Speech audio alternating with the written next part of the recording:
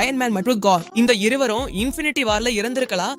ஏனெனில் தானோஸ் தனது முழு சக்தியையும் பயன்படுத்தி இருந்தா அப்படித்தான் நடந்திருக்கும். ஏனெனில் இந்த படத்துல எல்லா அவெஞ்சர்ஸும் தனித்தனியா பிரிஞ்சிருந்தாங்க. தோரின் நிலைமை ஆரம்பத்திலே முடிவாகிவிட்டது. மீதம் இருப்பது கேப்டன் அமெரிக்கா மட்டும்தான். அவர் பூமியில இருந்தார். தானோஸ் அவரையும் ஒரு அடியில தூக்கி எறிந்து விட்டான்.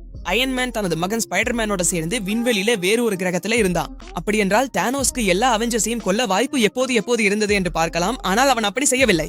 லோக்கிய கொன்ற பிறகு தோரை மோசமா காயப்படுத்தி விட்ட தானோஸ் தோர் இறந்து விட்டாரா இல்லையா என்று சரிபார்க்கவே இல்ல.